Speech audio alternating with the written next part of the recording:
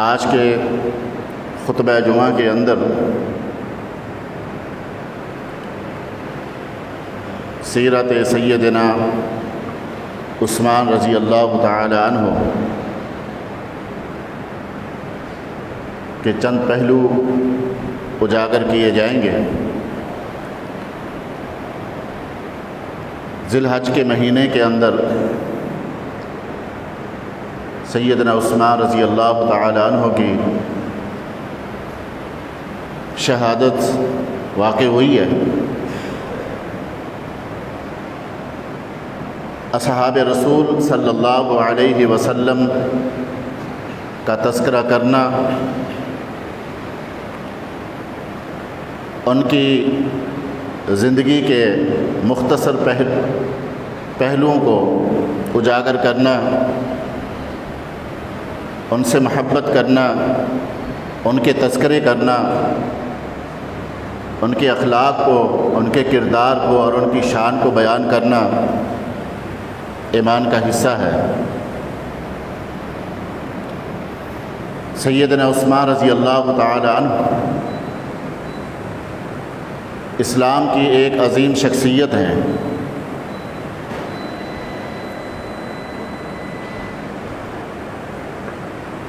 زمانہ جاہلیت کے اندر بھی اہل مکہ آپ سے بڑی محبت کرتے تھے، اس لیے کہ آپ بے حد سخی تھے،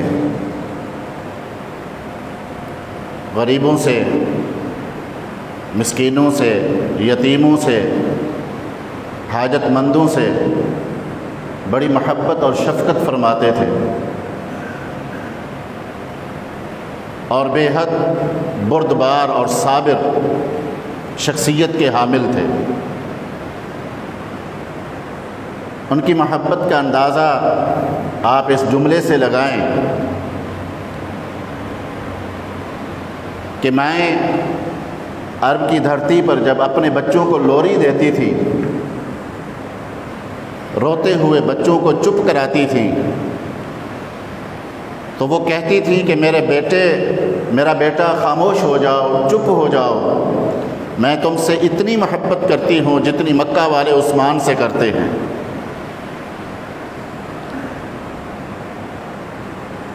یہ ان کی شخصیت کا ایک بہت بڑا پہلو ہے کہ ہر دل عزیز شخصیت، محبتیں، پیار، الفتیں، دکھ اور درد سمیٹنے والے، سننے والے اور پھر اس کا مداوع کرنے والے۔ جب سے اسلام قبول کیا اس وقت سے لے کے محمد الرسول اللہ صلی اللہ علیہ وسلم کی وفات تک، اور پھر سیدنا ابو بکر صدیق کی خلافت، سیدنا عمر فاروق کی خلافت، اور پھر ان کی اپنی خلافت کا دور، ان کی زندگی کے جو ادوار گزرے ہیں، یہ ایک بہترین مثال ہے۔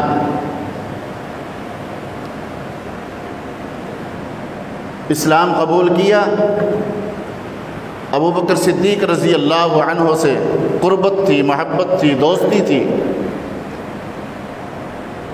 جب اللہ کے نبی علیہ السلام نے اسلام کی دعوت کو پیش کیا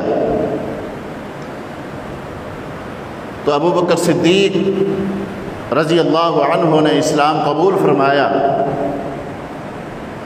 اور پھر ابو بکر کی دعوت پر حضرت عثمان نے بھی اسلام پر لبیک کہا، کلمہ حق کو قبول فرمایا۔ یہ وہ ایام تھے جو اسلام کے ابتدائی ایام تھے۔ گنتی کے چند لوگ تھے جنہوں نے اسلام کو قبول کیا تھا، ان میں سے ایک حضرت عثمان ہے۔ جب آپ کے چچا حکم کو اس بات کی خبر ہوئی کہ عثمان نے تو اسلام قبول کر لیا ہے، اس وقت آپ مکہ کے کسی بازار میں تھے، چچا حکم آیا اور اس نے بڑے سخت لہجے میں کہا کہ ترکت دین آبائک واتبعت دین محمد صلی اللہ علیہ وسلم، کہ آباء و اجداد کے دین کو تم نے چھوڑ دیا ہے اور محمد صلی اللہ علیہ وسلم کے دین کو قبول کر لیا ہے؟ انہوں نے فرمایا کہ ہاں، ترکت دین و آبائی، میں نے آباء و اجداد کے دین کو ترک کر دیا ہے، چھوڑ دیا ہے، اور محمد کے دین کو اپنا لیا ہے صلی اللہ علیہ وسلم۔ چچا ایک بہت بڑا سردار تھا، غرور تھا، گھمنڈ تھا، تکبر تھا، انائیت تھی۔ کہا کہ ہمارے دین کو چھوڑا؟ وہاں پکڑا، رسیوں سے باندھا، گھر میں لے گئے۔ گھر کے اندر ایک بہت بڑی چٹائی تھی، اس میں لپیٹا اور اس کے منہ کے اندر دھواں دار کوئلے ڈال دیے۔ بڑی شدید تکلیف میں رہے۔ یہ وہ دن تھے کہ جب کوئی بھی شخص اسلام قبول کرتا وہ بالکل ایسے تھا جیسے وہ پھانسی کے پھٹے پہ لٹکا ہے۔ مکہ والے طیش میں تھے کہ ہمارے نظریے کو، ہمارے آباء و اجداد کے دین کو لوگ ترک کر رہے ہیں اور محمد صلی اللہ علیہ وسلم کی دعوت پہ لبیک کہہ رہے ہیں۔ یہ وہ دن تھے کہ جب مکہ کے لوگ محمد صلی اللہ علیہ وسلم پر اور آپ کے مانوں پر سیخ پاتے، جو بھی اسلام قبول کرتا اس کے اوپر یہ چھپٹ پڑتے، کسی کو گھسیٹتے، کسی کو سولیوں پہ لٹکاتے، کسی کو بازاروں میں رسوا کرتے، کسی کو دہتی ہوئی آگ کے اوپر، انگاروں کے اوپر لٹاتے۔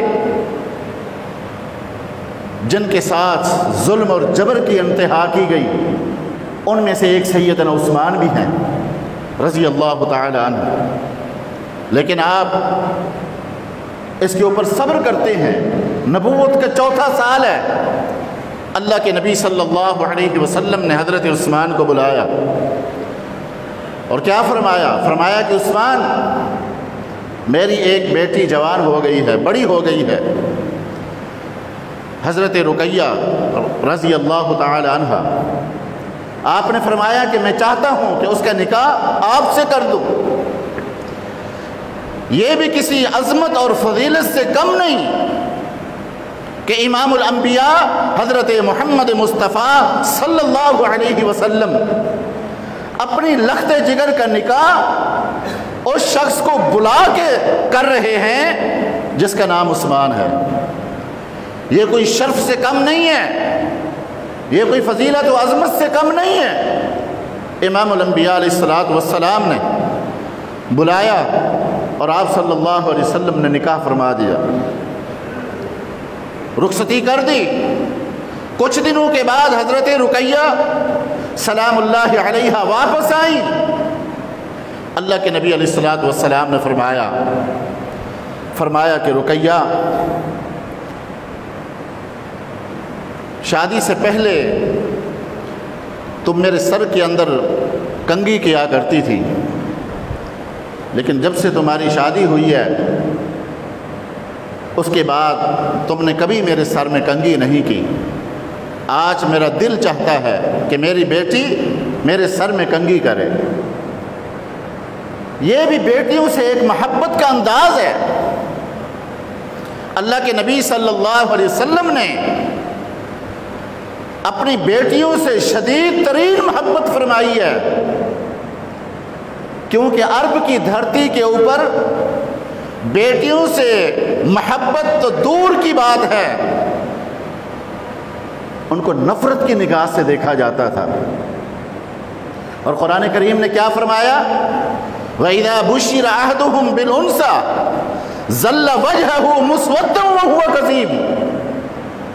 جب کسی شخص کو کسی گھر کے اندر کسی باپ کو اس بات کی خوشخبری دی جاتی یا اس کو خبر دی جاتی کہ تمہارے گھر میں بیٹی پیدا ہو گئی ہے، ظل وجہ مسودہ، اس کا چہرہ کالا ہو جاتا، سیاہ ہو جاتا، وہ کظیم، غصے سے بھر جاتا، نفرت کی آگ میں جلنا شروع ہو جاتا، چہرہ سیاہ کر لیتا کہ میرے گھر کے اندر بیٹی پیدا ہو گئی، کیونکہ بیٹیوں کو نفرت کی نگاہ سے دیکھا جاتا۔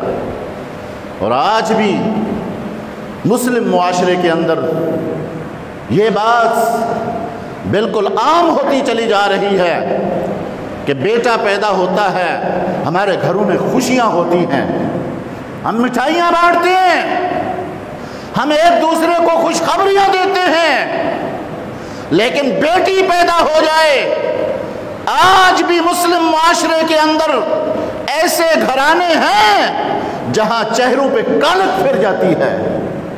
لوگ اس کو پسند نہیں کرتے کہ ہمارے گھر کے اندر کس طرح بیٹی آ گئی، وہ اس بات کو بھول جاتے ہیں کہ بیٹی دینے والا بھی میرا رب ہے، بیٹا عطا کرنے والا بھی وہی ہے، اور اسی کا فرمان ہے میں جس کو چاہوں بیٹے عطا کروں، جس کو چاہوں بیٹیاں عطا کروں، جس کو چاہوں بیٹے اور بیٹیاں دونوں کی نعمت سے نوازوں، اور جس کو چاہوں میں بانجھ کر دوں، نہ اس کے گھر میں بیٹا آئے اور نہ اس کے گھر میں بیٹی آئے۔ یہ تو اللہ کی دین ہے، یہ تو اس کی مرضی ہے۔ آج ہم دیکھتے ہیں کہ ان بیٹیوں کو طلاق دے دی جاتی ہے، جس بیٹی کو یکے بعد دیگرے بیٹیوں جیسی نعمت ملتی ہے، شوہر اس کو برداشت نہیں کرتا، ساس اس کو برداشت نہیں کرتی، معاشرہ اس کو برداشت نہیں کرتا۔ 7 بیٹیوں کی ماں کو اس وقت قتل کیا گیا جب اس نے 8ویں بچی کو جنم دیا۔ شوہر طیش میں آ کر کے اپنی بیوی کو قتل کر دیتا ہے۔ یہ ہمارے معاشرے کی جھلک ہے۔ اللہ کے نبی صلی اللہ علیہ وسلم نے کیا فرمایا کہ لوگوں، جس کو اللہ بیٹی جیسی عظیم نعمت سے نوازے، اس نے اس کی پرورش کی، اس کے چہرے پہ خوشی آئی، کالک نہیں آئی، اس نے کھلے دل سے اللہ کی اس نعمت کو قبول فرمایا، اور پھر کبھی بھی اس نے اپنے بیٹے کو اپنی بیٹی پر ترجیح نہیں دی، بلکہ جس طرح بیٹے کی پرورش کی، جس طرح اس کی تعلیم و تربیت کا انتظام کیا، اسی طرح اس نے اپنی بیٹی کی بھی اسی طرح لاج رکھی، اس کے ناز و نخرے برداشت کیے، اس کی تعلیم و تربیت، اور پھر جب وہ بڑی ہو گئی اس کو اچھے گھر کے اندر رخصت کر دیا۔ رسول اللہ صلی اللہ علیہ وسلم نے فرمایا کل قیامت کے دن جب جنتی جنت میں ہوں گے تو وہ میرے ساتھ جنت میں اس طرح ہوگا جس طرح یہ 2 انگلیاں ہیں۔ کون؟ جو بیٹی کی پرورش کرتا ہے، بیٹیوں سے محبت کرتا ہے، اور ان کی رخصتی اچھے گھرانے میں کرتا ہے۔ فرمایا کہ میں محمد صلی اللہ علیہ وسلم اس شخص کو جنت کی خوشخبری دیتا ہوں۔ تو میرے بھائی اور دوستو، آج ہمارے معاشرے کے اندر بھی یہ کبھی باتیں موجود ہیں، زمانہ جاہلیت کے اثرات آج بھی ہیں کہ ظل وجہہ مسودا وہو کظیم۔ جب بیٹیوں کی خوشخبری دی جاتی ہے تو بہت سارے چہرے ایسے ہوتے ہیں جو سیاہ ہو جاتے ہیں۔ اللہ کے نبی علیہ الصلوۃ والسلام اپنی بیٹیوں سے محبت فرماتے۔ جب بھی بیٹی کبھی آپ کے گھر میں تشریف لاتی، رسول اللہ صلی اللہ علیہ وسلم اپنے بستر سے اٹھتے، اپنی جگہ سے اٹھتے اور جا کے اپنے صحن میں استقبال فرماتے، بیٹی کو گھر میں لاتے اور اپنی کملی والی چادر اتار کر کے رسول اللہ صلی اللہ علیہ وسلم اپنی بیٹی کو وہاں بٹھاتے، آپ نے یہ امت کو درس دیا ہے کہ بیٹیاں بھی ان سے محبت کرو، ان سے شفقت کرو، ان سے پیار کرو، یہ تمہیں جنت میں لے جائیں گی۔ کہا کہ بیٹی میرے سر میں کنگھی کرو۔ حضرت رقیہ فرماتی ہیں میں کنگھی کرنے لگی، رسول اللہ صلی اللہ علیہ وسلم نے باتیں شروع کی، باتوں میں آپ نے فرمایا کہ بیٹی کیف تجدین ابا عبداللہ، تو نے ابو عبداللہ عثمان کو کیسا پایا؟ ابو عبداللہ آپ کی کنیت تھی۔ فرمایا کہ تو نے میرے عثمان کو کیسا پایا؟ حضرت رقیہ فرماتی ہیں بابا عثمان مکہ کی دھرتی پر عظیم انسان ہے، وہ بڑا رحم دل ہے، وہ بڑا صابر ہے، وہ بڑی محبت کرنے والا ہے، بڑی شفقت کرنے والا ہے۔ اللہ کے نبی علیہ السلام فرماتے ہیں بیٹی کبھی عثمان کو کوئی دکھ اور درد نہیں دینا، کبھی اس کو کوئی تکلیف نہیں دینی۔ اللہ اکبر۔ اللہ کے نبی صلی اللہ علیہ وسلم بدر کا موقع ہے، آپ نے اعلان فرمایا کہ میرے ساتھیوں دشمن ایک مضبوط لشکر قوت اور طاقت لے کر کے بدر میں آ رہا ہے، اور ہم بھی بدر کے میدان میں اس کا مقابلہ کریں گے۔ اس کی تیاریاں عروج پر تھیں، ہر گھر کے اندر جہاد کی تیاری ہو رہی ہے، بدر کے مارکے کے لیے ہر صحابی تیاری میں مصروف ہے۔ حضرت عثمان آئے، کہنے لگے یا رسول اللہ صلی اللہ علیہ وسلم میں بھی بدر کے مارکے میں آپ کے ساتھ شامل ہونا چاہتا ہوں۔ اللہ کے نبی نے فرمایا عثمان میری بیٹی رقیہ بیمار ہے، تم اس کی تیمارداری کرو، اللہ تمہیں وہی اجر عطا فرمائے گا جو بدر کے غازیوں کو عطا فرمائے گا۔ بدر کی لڑائی کے لیے اللہ کے نبی کی قیادت میں علیہ السلام نبی کے صحابہ چل پڑے، اور رب العالمین نے عظیم فتح سے نوازا، اور وہاں سے فاتح ہو کر کے رسول اکرم صلی اللہ علیہ وسلم واپس آئے۔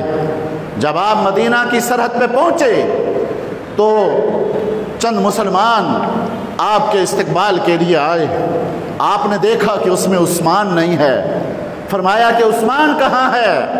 نبی کو بتایا گیا یا رسول اللہ صلی اللہ علیہ وسلم ہم ابھی قبرستان سے آئے ہیں، آپ کی بیٹی رقیہ وفات پا چکی ہے، اور حضرت عثمان ابھی وہاں موجود ہیں، وہ قبر پہ مٹی ڈال رہے تھے، ہم نے سنا کہ آپ تشریف لا رہے ہیں، ہم وہاں سے آ گئے۔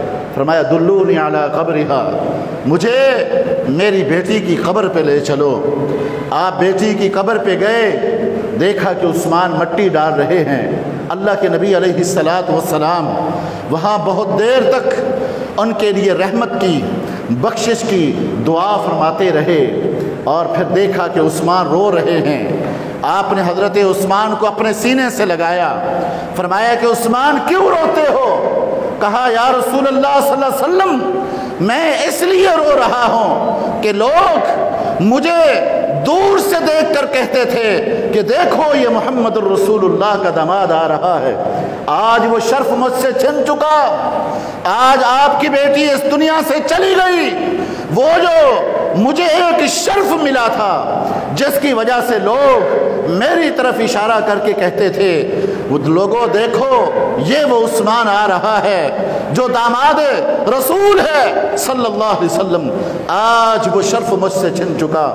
اللہ کے نبی علیہ السلام نے وہیں کھڑے ہو کے کیا فرمایا کہ عثمان غم نہ کرو، میں محمد صلی اللہ علیہ وسلم اپنی دوسری بیٹی ام کلثوم کا نکاح آپ سے کر دوں گا۔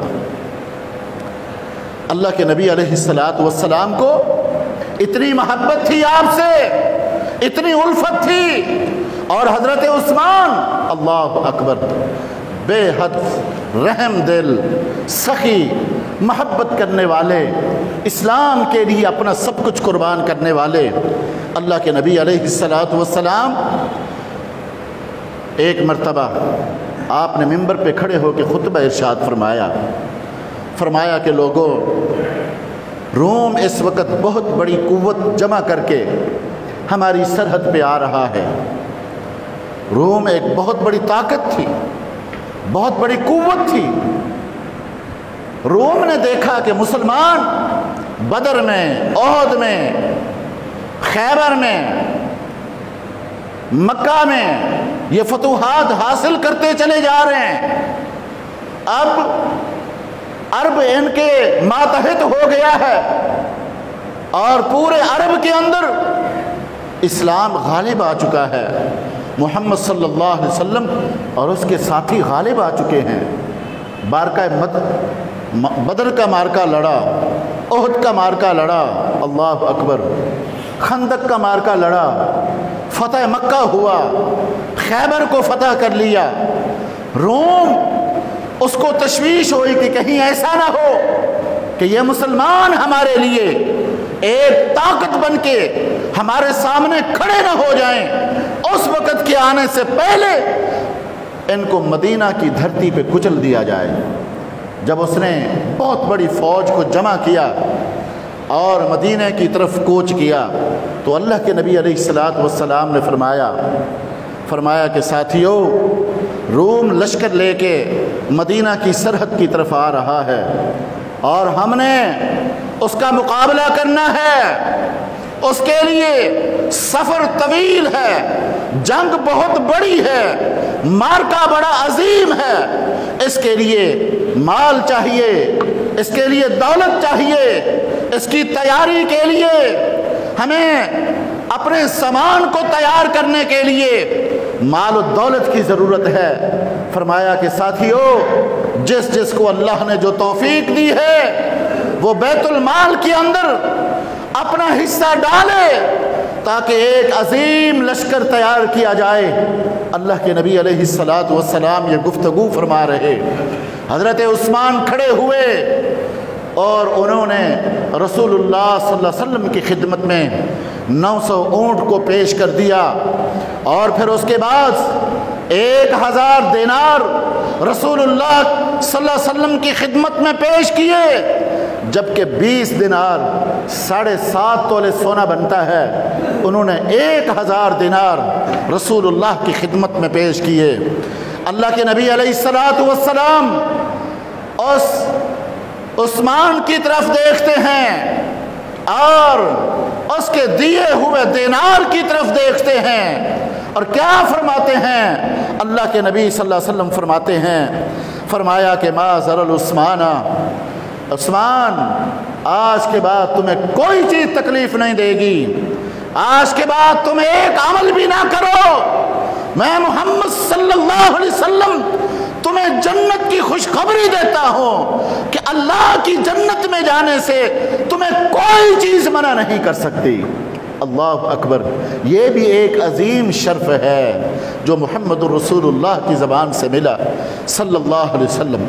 حضرت عثمان، اللہ اکبر، دین کے وفادار، مسلمانوں سے محبت کرنے والے، ان کے دکھ اور درد میں تڑپنے والے، رسول اللہ کے پاس مدینہ کے صحابہ آئے، مسلمان آئے، کہنے لگے یا رسول اللہ صلی اللہ علیہ وسلم ہجرت کر کے آئے ہیں، ہجرت کے ستائے ہوئے ہیں، گھروں کو چھوڑا، مارکیٹوں کو چھوڑا، کاروبار کو چھوڑا، زمینوں کو چھوڑا، باغات کو چھوڑا، درہم و دینار سب کچھ مکے والوں نے چھین لیے، آج یہاں ہم مہاجر بن کے آئے ہیں، ہجرت کر کے آئے ہیں، ہم تو پانی کے لیے بھی ترس گئے، کیونکہ بیر روما کا کنواں جو پانی کا مدینے کے اندر مشہور کنواں ہے وہ ایک یہودی کی ملکیت میں ہے۔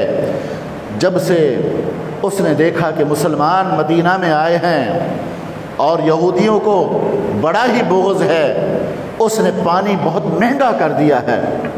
اب ہمارے پاس اتنی سخت نہیں ہے کہ ہم اس یہودی سے پانی کو خرید سکیں اور اپنی پیاس کو بجھا سکیں، اپنی ضرورت کو پورا کر سکیں، بچوں کی پیاس کو بجھا سکیں، ہمارے اندر سخت نہیں ہے، پانی بڑا مہنگا کر دیا۔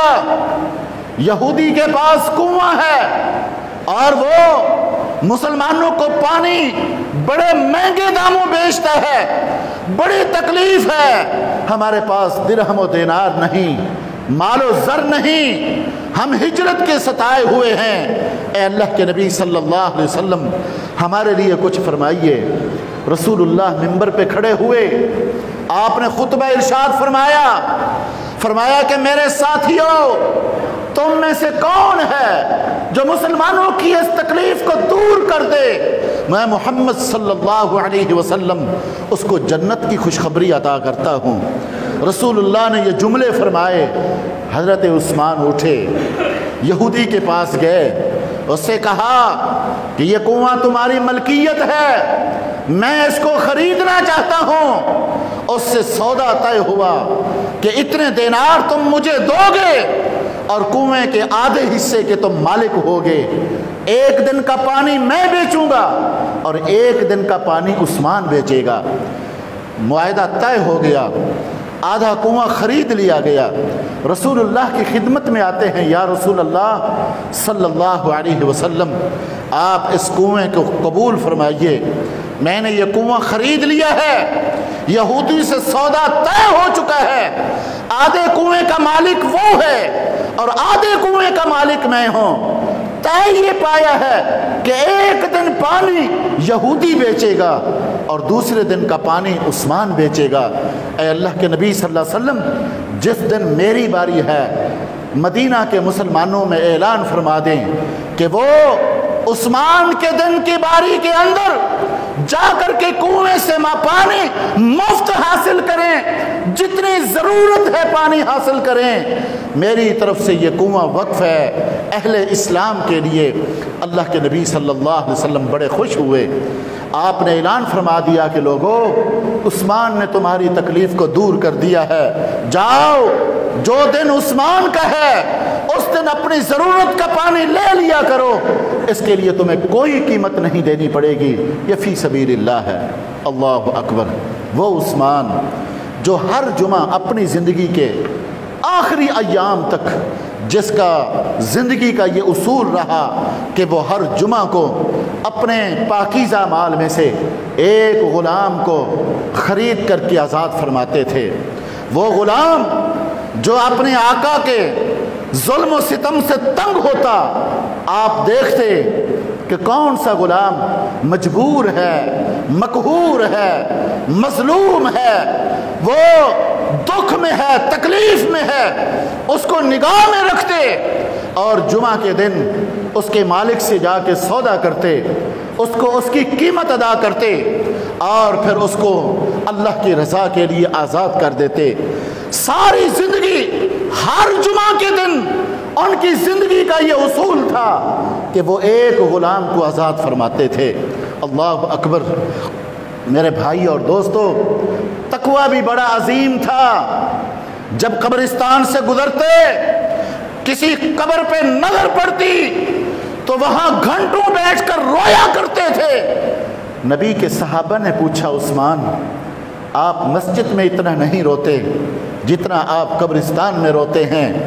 کہا کہ لوگوں، تمہیں پتہ نہیں کہ یہ آخرت کی سیڑھی میں سے پہلی سیڑھی ہے، آخرت کے سفر میں سے پہلا دروازہ ہے، جو یہاں کامیاب ہو گیا وہ آگے بھی کامیاب ہوگا، اور جو یہاں ناکام ہو گیا وہ آگے بھی ناکام ہوگا۔ قبر کی زندگی بڑی تلخ حقیقت ہے۔ رسول اللہ نے کیا فرمایا صلی اللہ علیہ وسلم؟ اللہ کے نبی فرماتے ہیں، لوگوں میرے دل میں بہت مرتبہ خیال آیا کہ میں اللہ سے دعا کروں، اللہ رب العالمین میری امت کو عذاب قبر کی ہلکی سی جھلک دکھا دیں، لیکن فرمایا پھر میں رک جاتا، میں اپنی دعا کو نہیں کرتا، اور میں اس لیے رک گیا کہ اگر تم نے عذاب قبر میں سے ہلکا سا عذاب بھی دیکھ لیا تو تمہاری کیفیت کیا ہوگی؟ تم اپنے مردوں کو دفنانا چھوڑ دو گے، تم قبرستان جانا چھوڑ دو گے، تم اپنے مردوں کو دفناؤ گے نہیں۔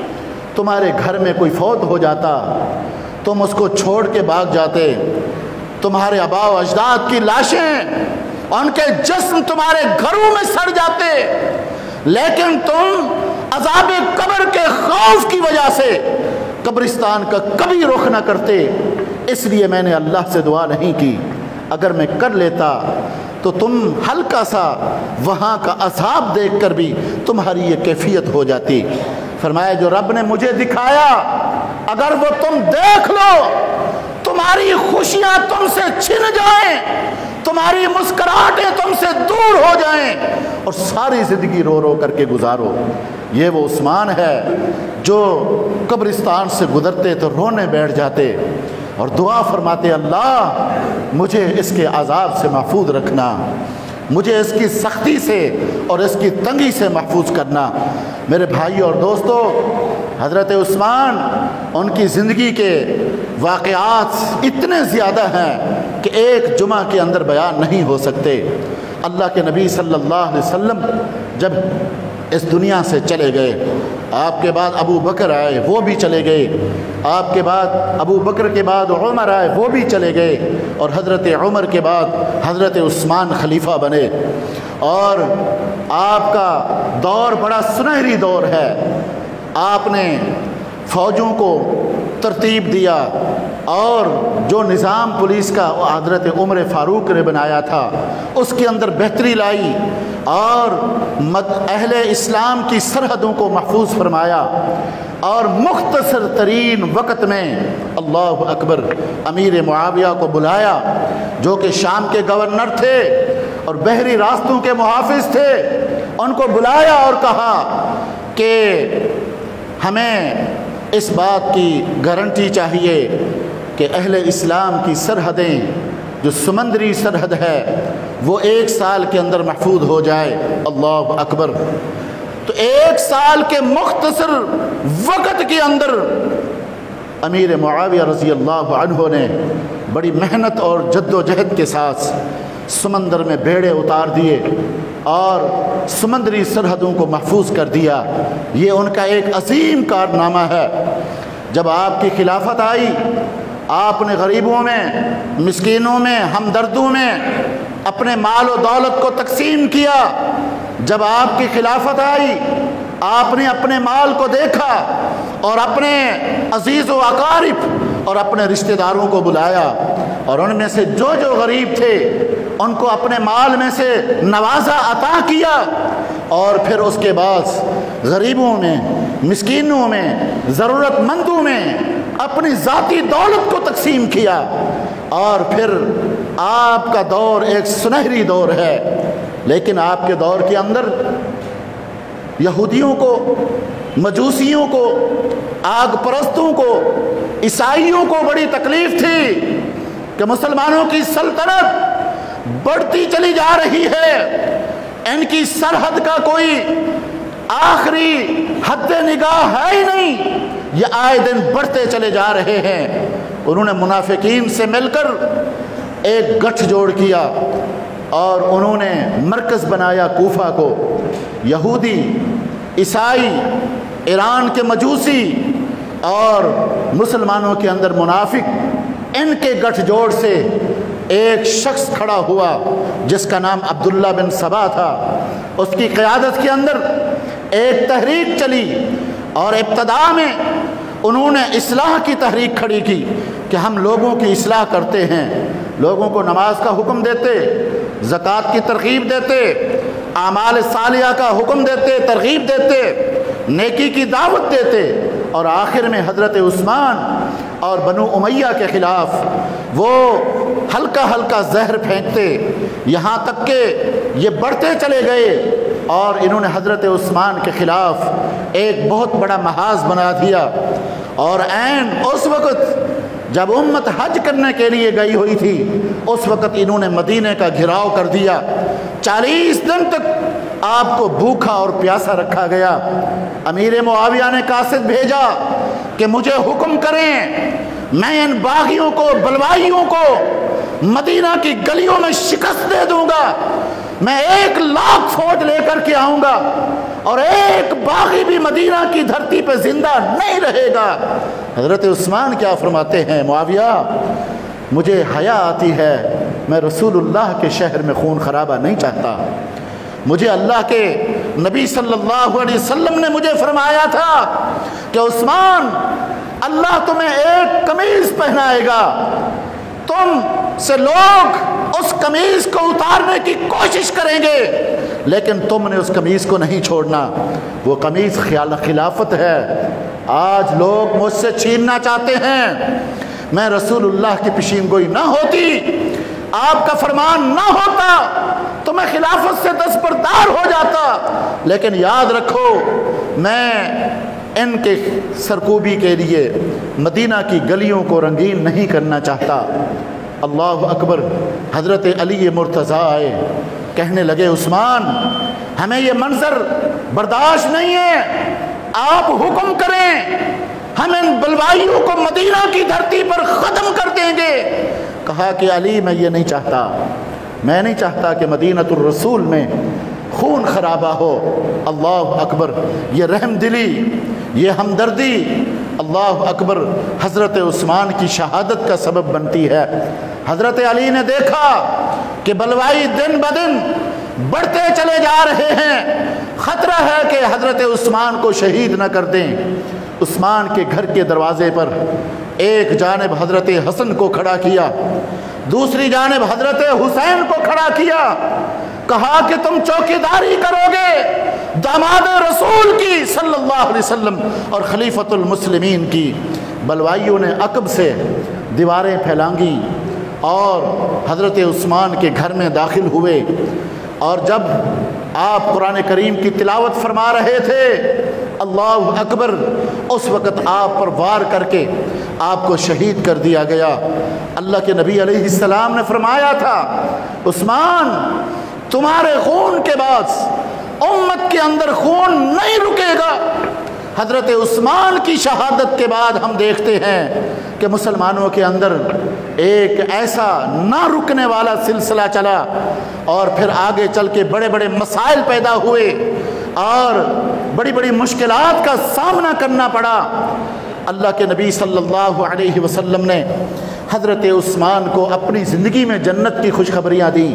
فرمایا کہ عثمان، تم جنتی ہو اور تم اللہ کی جنت کے وارث ہو، عشرہ مبشرہ کے اندر آپ کا نام ہے۔ اور جب آپ مکہ میں تشریف لے گئے، حضرت عثمان رضی اللہ عنہ کے بارے میں یہ افواہ پھیلا دی گئی کہ حضرت عثمان شہید کر دیے گئے۔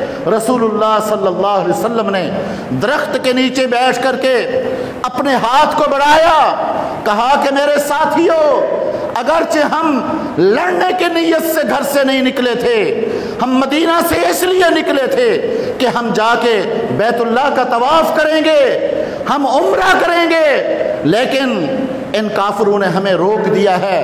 اب خبر یہ ملی ہے جو قاصد عثمان ہم نے بھیجا تھا، اس کی خبر ہے کہ اس کو شہید کر دیا گیا، ہم عثمان کا بدلہ لیں گے۔ کون ہے جو عثمان کے بدلہ لینے کے لیے میرے ہاتھ کے اوپر بیعت کرے؟ نبی کے 1400 صحابہ نے رسول اللہ کے ہاتھ پر بیعت کی، اور اللہ نے آسمان سے کیا اتارا؟ فرمایا کہ لقد رضی اللہ علی المؤمنین اذ یبایعونک تحت الشجرہ فعلم ما فی قلوبہم۔ اللہ اکبر۔ فرمایا کہ وہ نبی کے ساتھی اللہ ان سے راضی ہو گیا جنہوں نے درخت کے نیچے بیٹھ کر کے رسول اللہ کے ہاتھ پہ بیعت کی۔ اللہ کے نبی کے ہاتھ پر موت کی بیعت کی حضرت عثمان کے بدلہ کے لیے۔ عظیم عثمان کو ذی الحج کے مہینے کے اندر شہید کر دیا گیا۔ اللہ رب العالمین ہمیں بھی حضرت عثمان جیسی زندگی عطا فرمائے، ان کے نقش قدم پر چلنے کی توفیق دے۔ جتنے بھی ان کے واقعات بیان کیے ہیں، ان کا ایک ہی مقصد ہے کہ ہم بھی کلمہ پڑھنے والے مسلمان ہیں، ہماری زندگی کے اندر بھی وہی اسلوب آنا چاہیے، وہی طرز آنا چاہیے، وہی طریقہ آنا چاہیے، وہی اخلاق آنا چاہیے، وہی غمخواری آنی چاہیے، وہی محبت آنی چاہیے، وہی جذبہ آنا چاہیے جو حضرت عثمان کے پاس تھا۔ اللہ ان کے راستے پر ہمیں بھی چلنے کی توفیق عطا فرمائے۔ اقول قولی ھذا